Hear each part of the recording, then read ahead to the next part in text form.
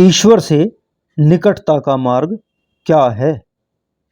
ज्येष्ठ भारत, श्रेष्ठ भारत, अंधकार से प्रकाश की ओर, आओ चलें वेदों की ओर। मैं मुकेश आर्य। श्रेष्ठ भारत में आज का विषय है ईश्वर से निकटता का मार्ग क्या है। स्तुति, प्रार्थना, उपासना, इनमें अंतर क्या है? अर्थात इन तीनों में से ईश्वर तक पहुंचने का श्रेष्ठ मार्ग कौन सा है? जब हम ईश्वर से निकटता के विषय में बात करते हैं तो हम पाते हैं कि सुषुप्ति अर्थात सोने की अवस्था में तो जीवात्मा का बिना ज्ञान के ईश्वर से मेल होता है। चित्त की वृत्तियों की एकाग्रता का नाम ही योग है, अर्थात परमात्मा से मेल है। योग को दूसरे शब्दों में हम परमात्मा से मेल वाली स्थिति भी कह सकते हैं। परंतु स्तुति, प्रार्थना और उपासना द्वारा जब ज्ञान पूर्वक परमात्मा से मेल होता है तो उसको आध्यात्मिक एवं आत्मिक उन्नति कहा जाता है।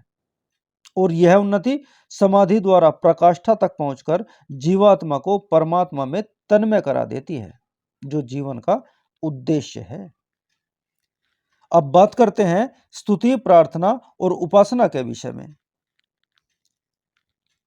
श्रद्धा पूर्वक ईश्वर के गुणों का वर्णन करना स्तुति कहलाती है।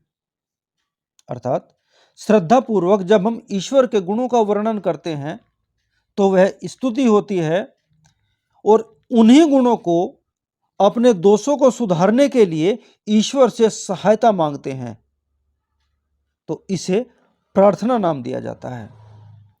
संसार के पदार्थों से अहंकार का भाव मिटाकर मेरे समीप परमात्मा है और मैं परमात्मा के समीप हूं, ऐसी दृढ़ धारणा बनाने का नाम उपासना है।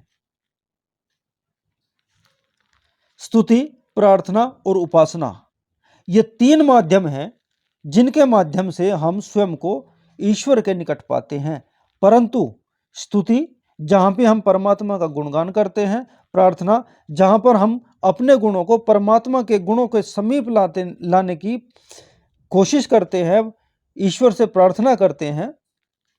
लेकिन उपासना एक ऐसा माध्यम है जिसके माध्यम से हम ईश्वर को स्पष्टता के साथ में महसूस कर सकते हैं, ईश्वर को हम अपने निकट ला सकते हैं और हम ईश्वर के निकट जा सकते हैं।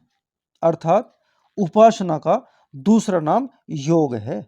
योग के द्वारा हम ईश्वर के निकट पहुंच सकते हैं, या यूं कहें कि ईश्वर तक पहुंचने का सबसे सरल माध्यम उपासना अर्थात योग है।